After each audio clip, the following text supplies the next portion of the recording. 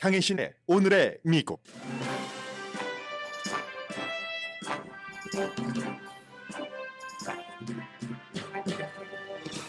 푸틴 대통령이 예비군 동원령과 우크라이나 일부 지역 병합 투표를 기획하면서 세계 뉴스가 다시 러시아의 우크라이나 침공에 쏠렸습니다.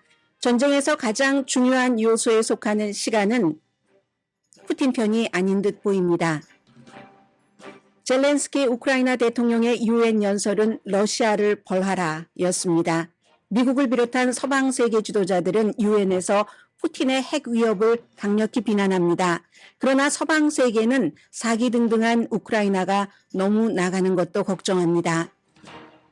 국가는 러시아에 무기를 공급한다는 미국의 주장을 부정했습니다. 연방항소법원이 연방 판사가 막은 법무부의 요청을 허용했습니다. 트럼프 전 대통령으로부터 압수한 국가 기밀을 검토하라는 판결입니다. 트럼프 전 대통령은 이 판결 이후 팍스뉴스와 인터뷰에서 자신은 기밀 문서에 대해 해제를 생각하기만 해도 저절로 해제시키는 파워를 갖고 있다고 말했습니다.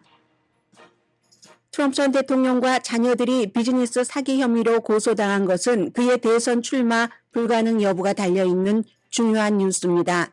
1984년부터 대통령 당선자를 모두 맞춘 앨런 리트만 교수는 이번 소송을 감옥에서의 탈출에 비유하면서 트럼프는 끝났다고 확신했습니다.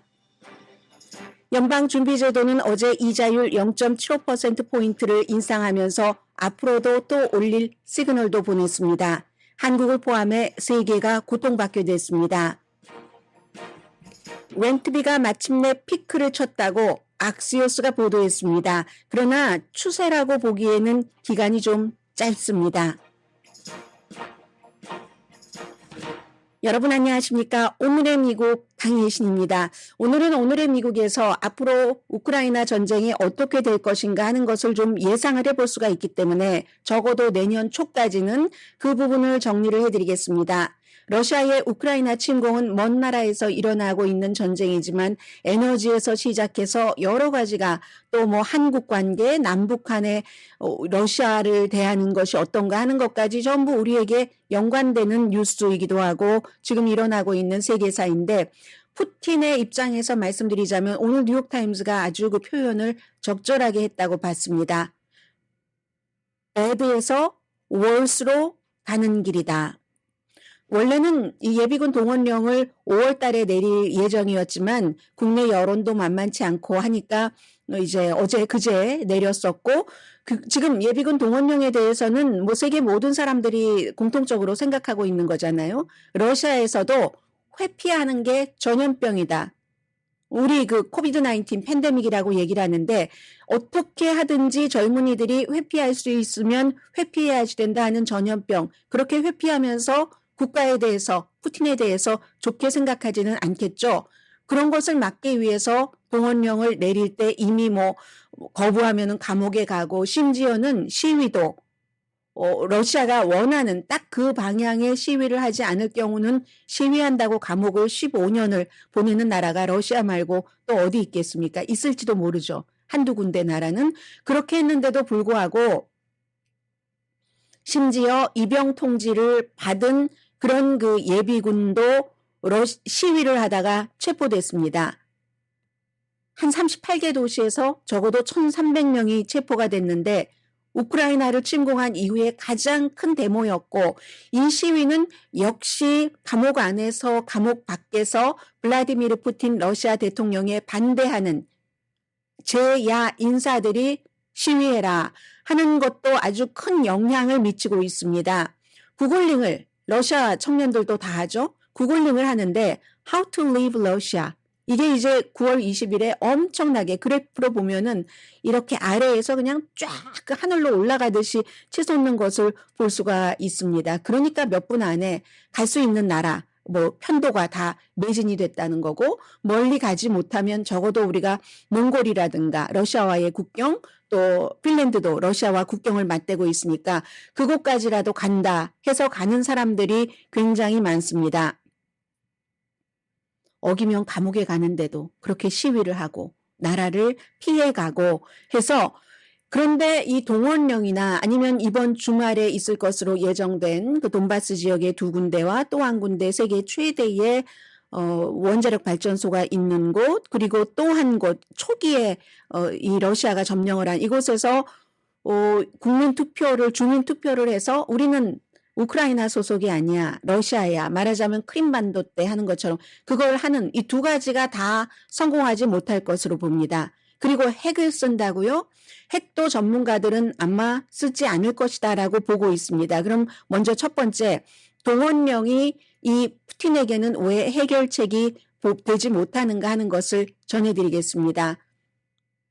작은 인원 갖고 될 수 있는데 이렇게 30만 명, 물론 인구의 이 예비군의 2,500만 명 가운데서 1%도 안 된다고 강조를 하고 있습니다만 사람들이 거기에 거부를 하고 있는 거잖아요. 인기가 굉장히 없는 동원령입니다. 그리고 전쟁이라고 선포하지 않고는 우크라이나 전쟁터에 보낼 수가 없답니다. 그리고 적어도 이제 한 4개월 정도 훈련을 거쳐야지 되는데 훈련은 누가 할지 모르겠어요. 왜냐하면 이런 예비군들을 훈련할 수 있는 장교들은 지금 전부 우크라이나 최전선으로 보내졌는데, 물론 예비군이기 때문에 군복무 경험이 있기 때문에 총 쏘는 것은 압니다. 안 배워도 되지만 여러 가지 연습을 왜 하겠어요? 을지훈련을 왜 하겠습니까? 그런 것들이 필요한데 누가 가르칠 것인가? 현지와 어떻게 적응이 될 것인가? 과정도 길고 그래서 4개월에서 1년까지 걸릴 것이다라고 얘기를 하는 사람들도 있는데 또 너무 빨리 배치가 되면은 잘 모르니까 적응이 안 되니까 떼죽음을 당할 수도 있죠. 러시아의 젊은이들이 물론 어느 정도 훈련 기간을 거치고 나면은 더군다나 지금 우크라이나가 막 차고 들어오니까 우크라이나가 차고 들어가고 도망가고 수건이고 군복이고 다 버리고 자전거 훔쳐서 다 도망가고 이런 러시아 군인들을 채우는 것 정도에는 몇 개월 이상이 지나면은 도움이 되겠지만 그 전에 우크라이나의 사기가 굉장히 높기 때문에 그걸 어디까지 막을 수 있는가. 새로운 공세는 못 편다는 거죠. 전쟁에서 공세하는 게 있고 방어하는 게 있잖아요. 그냥 수세에 몰려서 그 정도까지는 할 수 있지만 우크라이나를 치고 나갈 정도는 안 되고 무기도 충분하지 않고요. 버리고 간 탱크가 1,500대가 넘는다고 하니까요. 어찌 보면 이 징집병들이 지금 4군데에서 주민투표를 해서 크림반도처럼 우리 러시아 것이야 라고 할 수 있는 그곳에 보내질 수는 있죠. 그리고 이처럼 주민투표를 하는 것 자체도 여기는 이제 우리 땅이니까 우리 땅에 침공한 것이야 라고 명분을 말하기 위해서 또 군인도 징집해야 되고 하니까 그래서 그럴지도 모르고 그런 지역에는 배치할 수도 있다 하고 전문가들은 예상들을 합니다. 그러나 이러나 저러나 러시아 국민들의 분노는 이미 시작됐고 푸틴이 전지전능한 사람이 아니구나 하는 것도 증명이 되고 있습니다. 헤르손, 자포리지아, 돈바스 지역의 루안스크 그리고 아무튼 그 두 군데, 이 4군데입니다. 그래서 이제 군대에 대해서는 이런 면이 있고 합병의 문제는 우리나라를 침공했으니까 우리가 끝까지 어떻게 하겠어 해본다는 건데 크림반도에서도 그 투표를 할 때요. 이럴 때 이제 정치적으로는 머리에다가 총을 두고 한 투표다. 왜 머리에 총을 겨누고 안 하면 너 죽어 하고 했던 결혼이다. 이게 정치적인 결혼이 될 수도 있고 그런 표현을 많이 쓰잖아요. 물론 크림반도에 러시아 사람들이 많고 부패한 우크라이나 사람들도 많으니까 러시아를 불러들여서 나의 사리 사욕을 챙기고 일제시대에 앞잡이를 했었던 사람들과 마찬가지인 거죠. 그렇게 해서 투표를 해서 크림반도를 러시아령으로 했는데 다른 4군데 지역도 이게 이제 크림반도가 남쪽이잖아요. 약간 서쪽으로 치우친. 그러면 돈바스 지역은 동북쪽이죠. 이쪽에서도 그렇게 해보겠다 하는 건데 의미가 없다는 겁니다.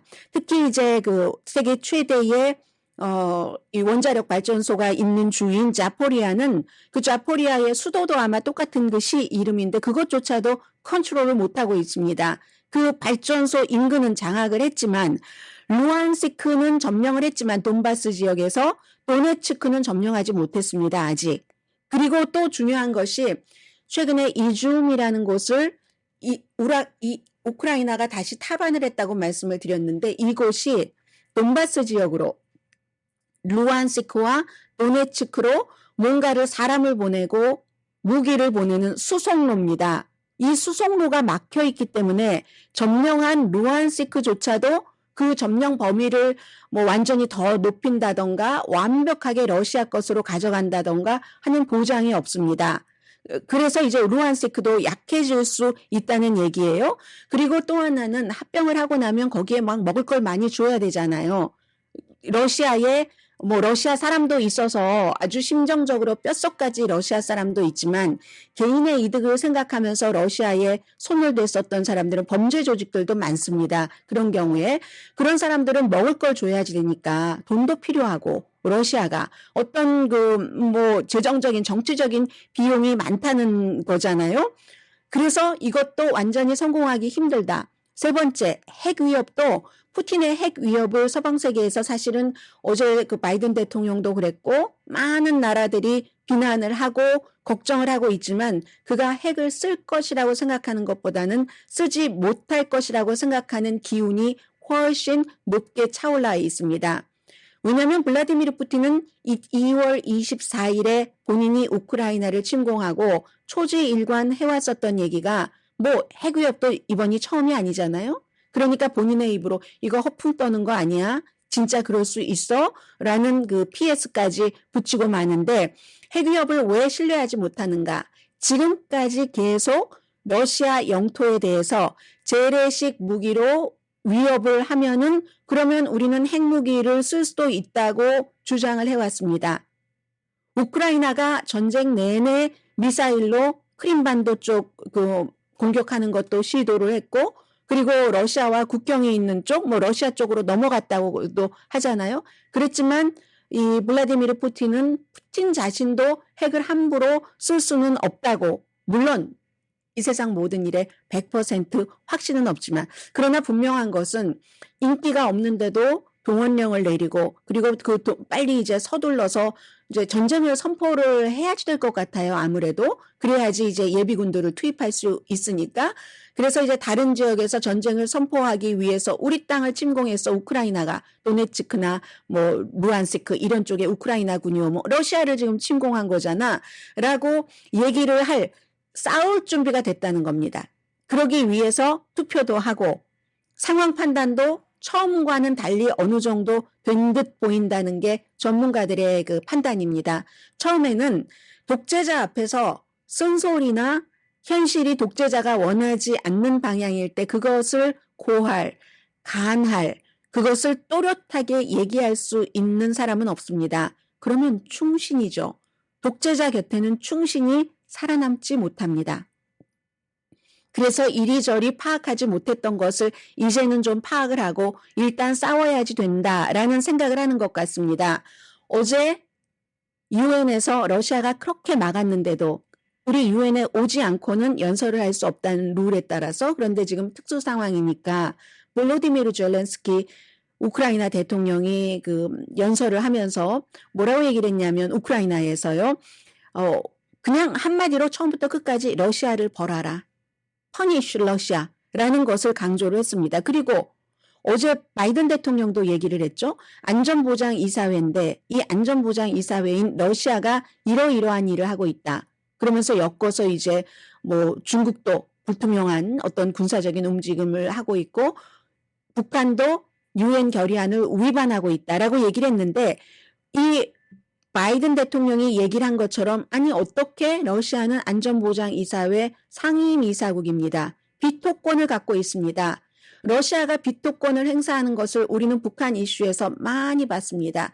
어떨 때는 그 미국이 조금 러시아와 미국이 리셋 버튼을 누르고 할 때 뭐 오바마 때죠. 그런 때는 북한에 대해서 제재하는 것에 찬성표를 던져줍니다. 그러나 또 그렇지 않을 때는 중국과 손을 잡고 거부권을 행사하죠. 볼로디미르 젤렌스키가 아니 유엔 안전보장이사회 상임이사국이 다른 나라를 침공하고 이렇게 핵위협을 하는데 비토권을 뺏어야지 된다. 이런 얘기를 했고 우리는 정당한 처벌을 요구하는 것이다. 라고도 말을 했습니다. 유엔에서 뭐 모든 나라 거의 모든 나라의 그 지도자들이 뭐 어제 그 연설에서 뭐 지금 주말까지 계속 총회는 이어집니다. 딱 1대 다수가 아니라 1대 나머지 사람들이었습니다. 그 세르게이 나브로프 러시아 외무장관과 다른 나라 외무장관들, 러시아는 본인들이 이제 이 전쟁이 명분이 있다고 주장을 하는 것이고 다른 나라는 그렇지 않다고 하는 것이고 더군다나 이제 핵위협을 하니까 나 허풍 떠는 거 아니야? 라고까지 하니까 굉장히 분노한 면도 있고요. 결국은 이게 우크라이나와 바이든 미국 대통령, 미국과 미국의 동맹국의 기회가 될 수 있습니다. 이제 푸틴이 처음에 침공할 때 계산을 잘못했기 때문에 예비군 동원령까지 내리긴 했는데 글쎄요, 여러분들 어떠세요? 실제로 일하기 싫어하는 직원들에게 막 좋은 뭐 컴퓨터 사주고 한다고 일 제대로 합니까? 싸울 의지가 없는 군인들에게 총을 쥐어준들 그 군인들이 얼마나 싸우겠습니까? 젊은 군인들이 더군다나 젊은 군인이라면 더 하겠죠. 그런 싸울 의지가 없는 러시아의 예비군들이 착출된 우크라이나의 발레리나로 국립오페라단에서 수석 발레리나를 하다가 수류탄도 던질 줄 모르는데 수류탄 던지기부터 배워서 장렬하게 전사하는 이런 우크라이나 국민들을 어떻게 당하겠습니까? 그들의 애국심과 사기와 어떠한 그 정의에 대한 충만함과 이렇게 사느니 러시아와 싸우다 죽는 게 나아 평생을 이렇게 사느니 이런 사람들과 구글링해서 러시아를 어디로 떠날 수 있는가 돈을 엄청나게 많이 주고라도 그런 사람들과 싸워서 뭐가 될까 하는 그런 얘기. 그리고 얼마 전에 말씀드린 것처럼 소련 시대부터 지금까지 구소련의 팝 디바입니다. 백만송이 장미꽃처럼. 알라 푸카체파가 보이라고 표현을 했어요. 이 보이들을 푸틴의 정말 이루어지지도 않을 그런 그 목표를 위해서 죽게 하고 있다. 그 소년들이 그렇게 죽어가고 있다. 우리나라를 푸틴이 깡패로 만들었다. 푸틴으로부터 국민 훈장을 받은 사람이 이렇게 용감하게 할 수 있는 일은 없는 겁니다. 물론 젊은 남편이 이 전쟁에 대해서 계속 반대를 해왔지만 이 정도의 국민 정서와 이 그 알라 푸카체파가 뉴욕타임즈는 에디트 피아프의 감성을 가진 무슨 뭐 티나 터너 이렇게 표현을 했지만 러시아의 비틀즈에도 비교가 됩니다. 국민 정서는 이미 여기까지 갔기 때문에 이럴 때 그럼 서방 세계는 어떻게 해야지 되는가? 지금부터 내년 초까지의 우크라이나 전쟁이 우크라이나 쪽으로 오게 하려면 추진력을 발휘를 해야죠. 그 추진 동력을 떨어뜨리면 안 되는 거죠. 거대한 무기, 장거리 미사일을 포함을 해서 많이 줘야지 되고 이 내용은 세계 이제 주요 매체들이 공통으로 지적하는 면입니다. 나토 무기로 러시아를 직접 공격하는 것은 안 되지만 그렇지만 나토 무기라 할지라도 러시아가 이렇게 뭐 총을 겨누는 것처럼 하면서 물론 돈바스 지역에 러시아를 지원하는 사람들이 많이 있습니다. 이 동쪽에 바로 그 국경이 러시아와 국경이 있고 러시아 사람들도 있고 과거에 러시아 식민지대에 살 때 잘 살았던 사람들도 있고 여러 가지 그냥 나는 기본적으로 우크라이나가 싫어 러시아가 좋아하는 사람들도 있고 그렇기는 하지만 어쨌든 그런 그쪽을 국민투표를 해서 러시아가 가져가려고 하는 그곳에는 나토의 무기도 쓰여져야지 된다고 얘기를 합니다. 그곳에 나토의 그 최신식 무기를 금지해서는 안 된다고 하고 훈련도 시켜야지 되고요. 지금 훈련은 이제 영국 정도가 좀 적극적으로 우크라이나군을 훈련을 시키고 있기 때문에 그러니까 한쪽은 훈련시키고 또 다른 한쪽은 그 러시아의 포병을 막는데 이렇게 해서 미국과 동맹국이 잘하면은 이건 뭐 거대한 기회다. 그러니까 러시아 군들이 지금 그 예비군으로 착출이 돼서 훈련받아서 우크라이나에 도착하기 전에 우크라이나가 더 많은 땅을 되찾아 놓는다면 이건 전쟁에서 뭐 굉장히 좋은 위치인 것이 분명하잖아요. 러시아 국민들이 푸틴이 지고 있다는 것을 알 때 러시아 국민들이 푸틴이 그냥 쉽게 이길 줄 알았는데 이길 수 없다는 것을 아는 이 시점에서 서방 세계에서 멈추지 않고 이렇게 갈 때 이제 우크라이나 전쟁은 빨리 끝날 수 있고 평화도 찾아올 수 있고 세계도 그로 인한 무슨 식량난이라든가 여러 가지 공급난, 에너지난 같은 것을 피할 수 있게 되겠죠.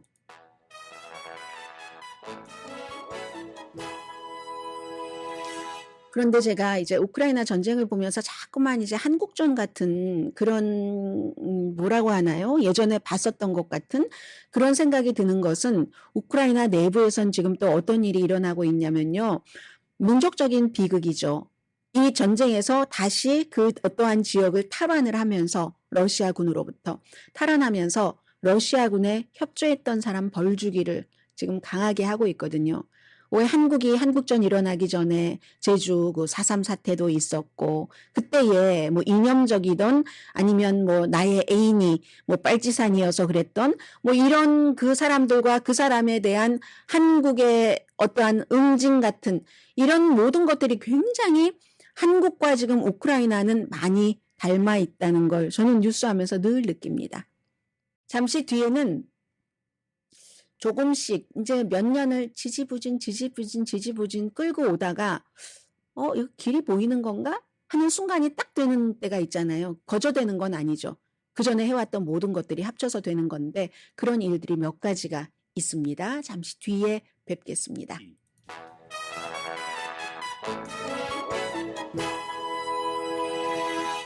라디오 서울 방송 오늘의 미국 듣고 계십니다. 이 트럼프 전 대통령이요. 러시아 이 사태에 대해서 뭐라고 얘기했냐면 내가 대통령이었다면 이런 일은 일어나지 않았을 것이다. 이 러시아 블라디미르 푸틴 대통령이 핵 위협하는 것 그렇게 얘기를 했더군요. 물론 뭐 세계대전으로 이어지는 분쟁이 일어나서는 안 된다라는 얘기도 했는데 뭐 이런 갈등이 어쩌면 트럼프 전 대통령은 뭐 줘버려라라고 얘기했을 수도 있죠. 크림반도 러시아 거잖아 라고 얘기를 했었으니까요. 뭐 이게 그런 말과 똑같은 겁니다. 내가 만약에 영국 그 여왕의 장례식에 갔다면 바이든 대통령처럼 14번째 줄에 앉지는 않았을 것이다.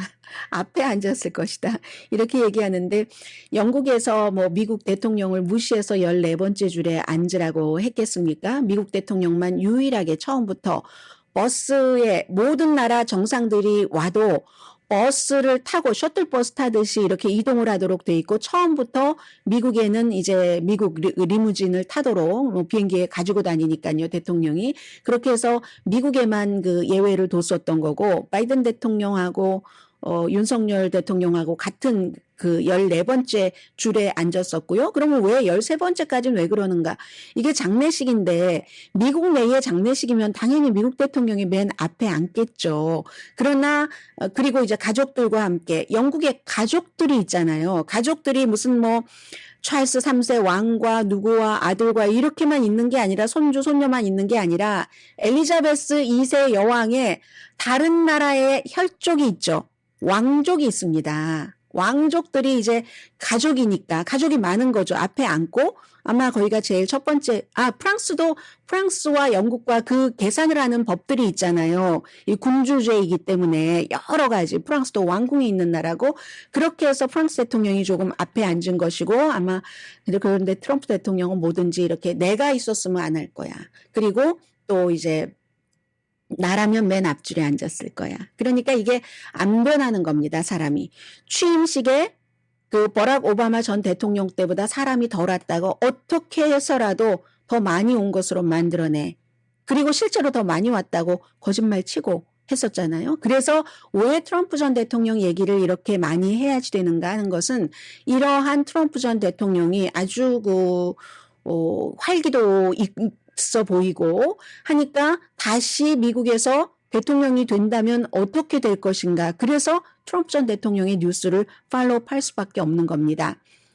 우선 연방 판사가 이제 여러 단계가 있는데 항소법원 판사, 제11 항소법원 판사 3명인데 2명은 트럼프 전 대통령이 지명을 했고 1명은 오바마 전 대통령이 지명을 한 연방 항소법원 판사들입니다. 이 세 사람이 플로리다의 연방 판사의 판결을 뒤집고 법무부가 트럼프 전 대통령 집에서 압수수색한 그 기밀 자료들을 검토할 수 있다고 어제 판결을 했습니다. 이 항소법원 판사들은 트럼프 전 대통령은 처음부터 이 문서를 뭐 보도록 할 그런 것도 없었고 기밀이 아니라고 주장을 하는데 기밀이 해제됐다는 증거도 없고 여러 가지 그 이유를 들어서 연방 그 법무부가 지금 검토할 수 있다. 그 전에 연방 판사는 트럼프 전 대통령이 지명을 했었고, 그리고 이제 트럼프 전 대통령이 원하는 특별 감찰관을 임명을 했고, 그렇다고 무조건 다 트럼프 전 대통령에게 좋게 판결을 내린다거나 이렇게 예상하는 건 아닙니다. 그리고 심지어 이 사람이 감찰관으로서 트럼프 전 대통령 측의 변호인 측에 기밀이 해제됐다고 하는데 어떻게 그 과정이 됐는가 물어봐도 답 안 해요. 그렇습니다. 아무튼 그런데 어쨌든 그 판사가 판결한 것을 뒤집고 하라고 했으니까 여기에 대해서 보통 이제 이렇게 될 때 항소심을 다시 할 수가 있는데 그때는 원고가 트럼프 전 대통령이 되겠죠. 이거 우리 이 제11 항소법원에서 그거 검사하라고 한 거 기밀문서 여기에 동의하지 못하겠으니까 다시 심의해 주세요라고 할 수 있는데 미국이 하도 법원 시스템이 복잡해서 제11 항소법원은 그걸 다시 재심을 하지 않는답니다. 그렇게 되는 경우는 이제 연방 대법원으로 올라갈 수밖에 없잖아요. 그걸 할지는 아직 모르겠어요. 그리고 대법원으로 간다 한들 트럼프 전 대통령이 본인에게 꼭 유리한 판결이 나온다고 확신하지 않는 한 그래서 항소 여부는 지금 밝히지 않고 있습니다. 그랬더니 이 얘기가 끝나고 트럼프의 오랜 친구인 션 해니티 쇼에 어제 저녁에 출연을 했습니다. 그래서 본인이 주장하는 것은 기밀 문서를 해제를 했다는 거예요. 그냥 기밀이다 아니다가 없이 연방 수사국이나 연방 대법원에서 트럼프 전 대통령이 그 마알라고로 가져갔던 것이 기밀이다라고 새로 분리한 게 아니라 거기 써 있잖아요. 특급 기밀, 기밀 이렇게 써 있는데 션 해니티에게 얘기를 하기를 기밀 문서를 해제했다고 계속 주장을 했습니다. 그리고 만약에 션 해니티, 당신이 대통령이라면 그냥 기밀 해제야 라고 말하면 기밀 해제를 할 수 있는 거야. 내가 생각만 해도 그 기밀 해제가 되는 거야. 생각만 해도 마알라고 아니라 어디라도 보낼 수 있어. 물론 기밀 해제의 과정이 있을 수도 있겠지. 그런데 그 기밀 해제라는 게 꼭 그 과정을 거쳐야지 되는 게 것도 아니야 라고 얘기했는데 과정을 안 거친다는 게 말이 안 되죠. 트럼프 전 대통령이 왜 이렇게 지금은 아무 말이나 할 수 있습니다. 법원에서 선서하고 하는 말이 아니니까. 법의 저촉을 받지 않으니까.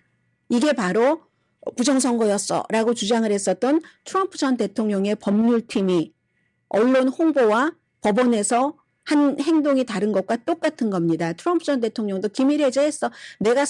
말이 되는 얘기가 아니잖아요. 내가 생각만 해도 기밀 해제라고 하면은 기밀 해제 되는 거야 라는데 법원에 가서 그런 말 할 수 있겠습니까? 그럼 벌 받는데 그 트럼프 전 대통령의 변호팀도 여기 이 부정선거 했어 하고 법원에 가서는 그렇게 얘기하지 않았거든요. 그러니까 다 진 거죠. 지고 이거는 우리가 심의할 가치조차 없다고 거의 기각당하고 지금 트럼프 전 대통령도 지금 언론 플레이를 하고 있는 겁니다. 그리고 여기에 수많은 사람들이 트럼프 전 대통령이 얘기를 하면 전 대통령인데 설마 거짓말을 하겠어? 라고 믿는 한인분들도 계시고 거짓말인 줄 알면서도 이렇게 생각하는 사람들도 있고 아무튼 그렇습니다.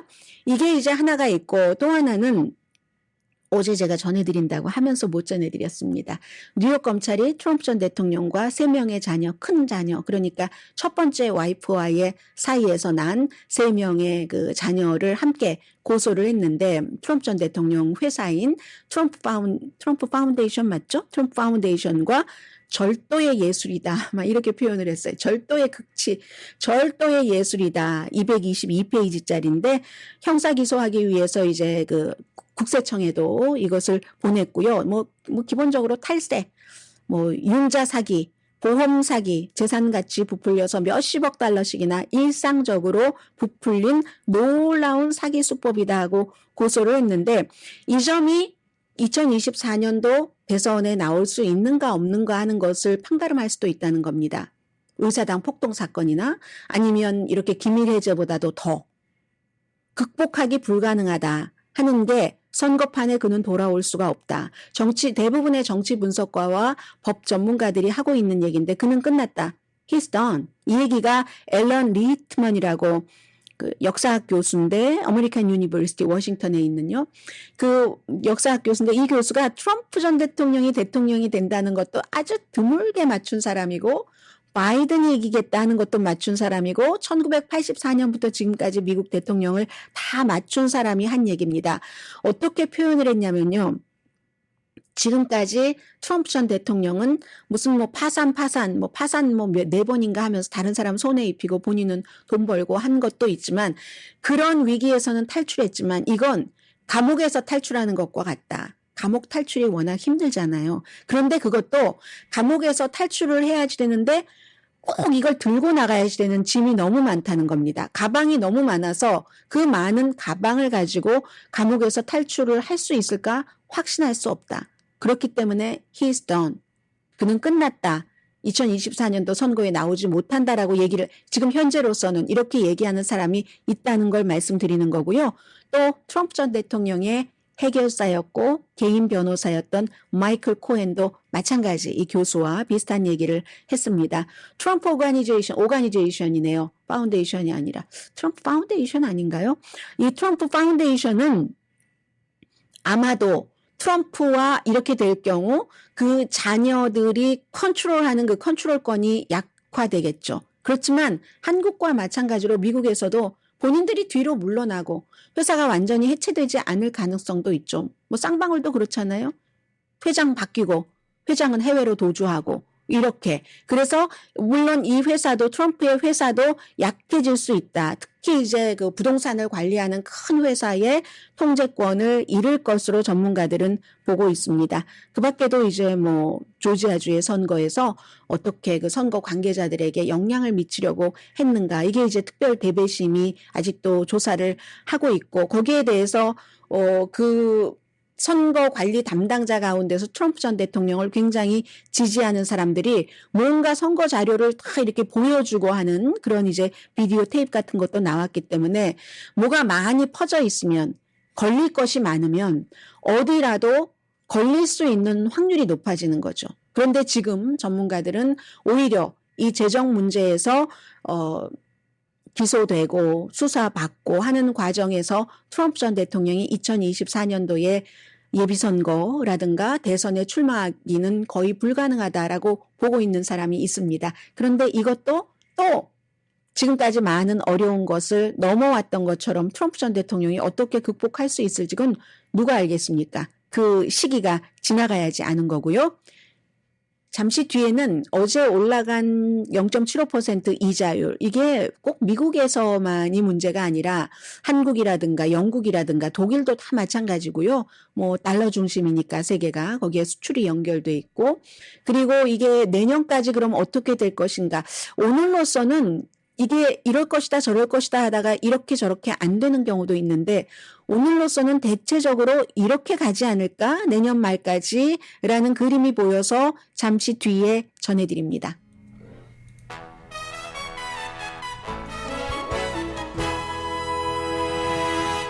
라디오 서울 방송 오늘의 미국 듣고 계십니다. 네, 이제 다 알고 계시는 것처럼 어제 0.75%포인트 이자율을 올렸는데 이렇게 연방준비제도가 이자율을 올리면은 뭐 미국 경제에도 도움이 되지 않지만 세계 경제에도 전혀 도움이 되지 않습니다. 올 들어서 5번째고 3번 연속 0.75% 슈퍼 이자율을 올렸습니다. 8월 달에 와이오밍주 잭슨홀에서 제롬 파웰 의장이 한 얘기가 있죠. 어제 그렇게 말을 하더군요. 기자들에게 이 0.75%포인트 인상을 얘기하면서 그 8월 이후에 입장은 바뀌지 않았다. 실업률이 조금 올라가더라도 미국 경제가 조금 성장이 슬로우하더라도 인플레이션부터 잡고 보겠다 하는 얘기입니다.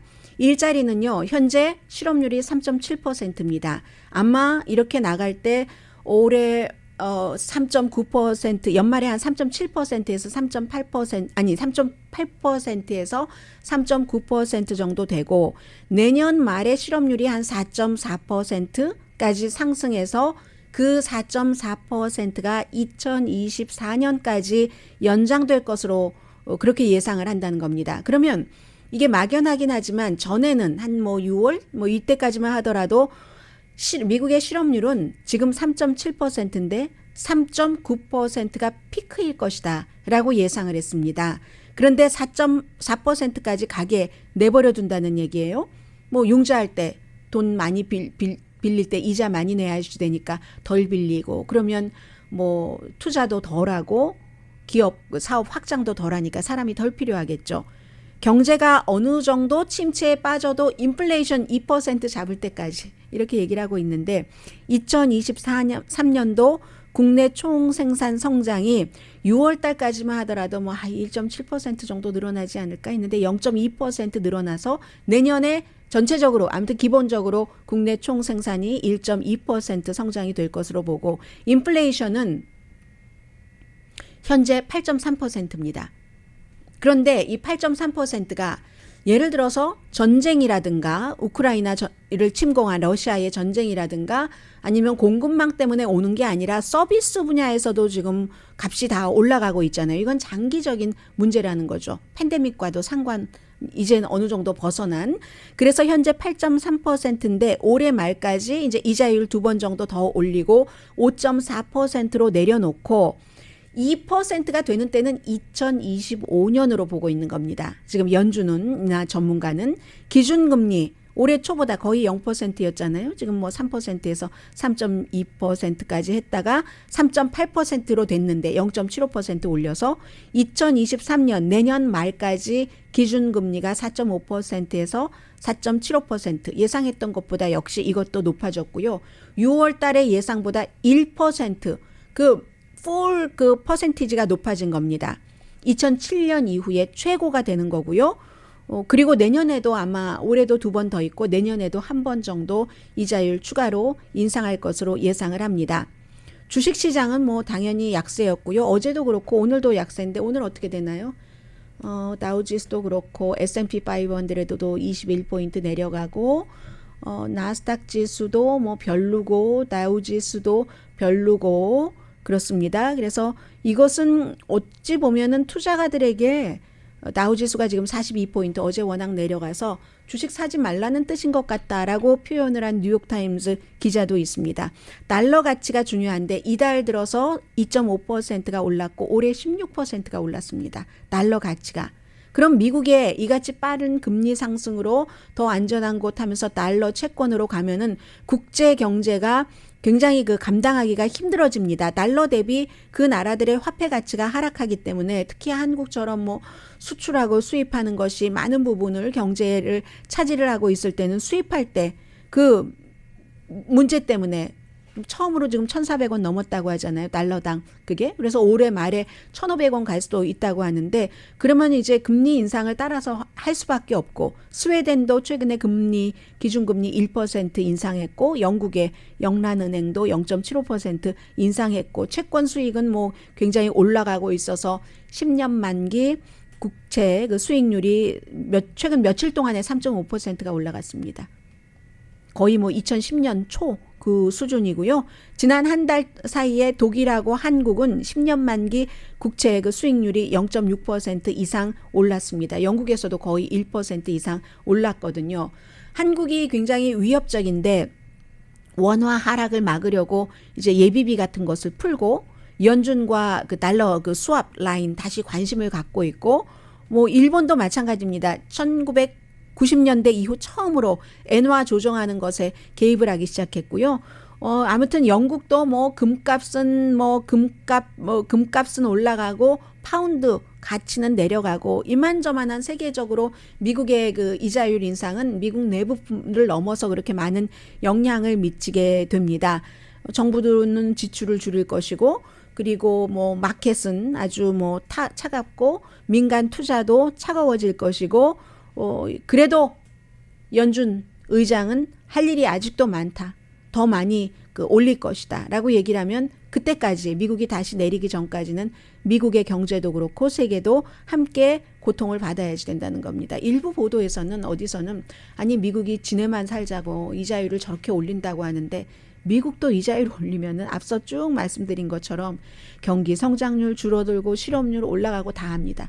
그런데 물가라는 것은 사람의 생명줄이기 때문에 2025년이 돼야지 2% 된다는 거잖아요. 그래서 이렇게 조정을 할 수밖에 없다 하는 아픈 결정을 미국에서 내리는 거고요. 물론 기축통화 국가로서 자국에 유리하게 하는 것은 사실입니다.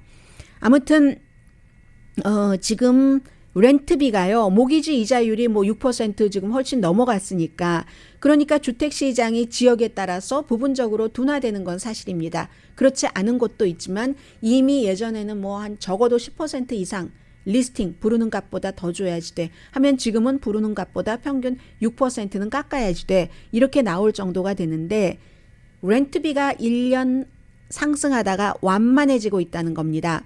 그래서 지금 리얼터닷컴에서 오늘 발표한 것 보니까 2021년 11월 지난해 11월 이후에 처음으로 7월 달에 중간 그 렌트 가격이 내려갔답니다. 아파트먼트도 그렇지만 일반 그 중간 주택에 사는 일반 그 단독 주택의 가격도 내려갔다는 얘기거든요. 특히 지난 3주일 동안. 심지어 맨하탄의 8월 달이면 핫한 시즌인데도 맨하탄도 안정적이라는 얘기입니다. 그런데 말씀드린 것처럼 겨우 한 달의 데이터이기 때문에 이것으로 확신을 가질 수는 없고 모기지 이자율이 오르면 렌트마켓이 글쎄요 어떻게 될지 이것도 막 그 지역에 따라 다르긴 하겠지만 어쨌든 모든 진정은요.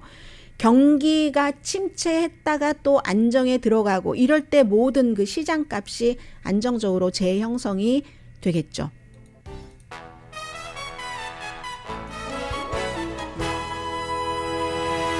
라디오 서울 방송 오늘의 미국 듣고 계십니다. 네, 아직 시간 조금 있네요. 네. 북한이 미국이 지난번에 이제 정보국에서 발표를 했잖아요. 러시아에 여러 가지 뭐 포탄이라든가 로켓을 팔고 있다. 이것은 그 양쪽에서 러시아가 무기 공급을 뭐 이란이나 북한으로부터 받고 있다라는 것도 되지만 유엔 결의안 위반도 되는 거고요. 여기에 대해서 북한이 강력하게 뭐 이거 루머다라고 미국의 그 정보국의 보고를 부인을 했습니다. 우리는 러시아에 무기나 탄약을 수출한 적도 없고 앞으로도 수출할 계획이 없다. 무모한 발언을 하지 말라고 경고한다. 이제 북한 신문에 이렇게 쭉 그 나와 있거든요. 북한이 러시아의 침공을 공식적으로 지원하는 뭐 몇 안 되는 국가 그리고 이 모든 일들은 미국 때문에 일어났다라고 하는 국가고 이미 도네츠크와 루안스크를 우크라이나로부터 분리한 지역으로 인정을 하는 그런 그 국가가 북한인 겁니다. 그런데 이제 북한은 지난 5년 동안 뭐 여러 가지를 그 핵무기 실험 같은 거 중단하고 다시 재개할 준비가 돼 있다고 하는 이런 상황이고 경제적으로 너무 어렵고 하니까 러시아를 지원도 하고 무기를 팔기도 하면서 이렇게 이끌어가고 있는데 어쨌든 본인들도 그것을 자랑스럽게 한다 하는 게 아니라 그걸 부정을 하는 그런 입장이거든요. 그리고 반대로 또 한국은 우크라이나에 무기를 지원하는 폴란드에 무기를 팔고 있습니다. 오늘부터잖아요. 3년 만에 처음 유엔 총회가 저렇게 사람 대 사람으로 시작되듯이 이 그 한국 축제, 가을 축제가 열리고 토요일에는 또 한국일보가 주최를 하는 퍼레이드가 있고 호랑나비 김홍국 씨도 오셨던데요. 강혜신이었습니다.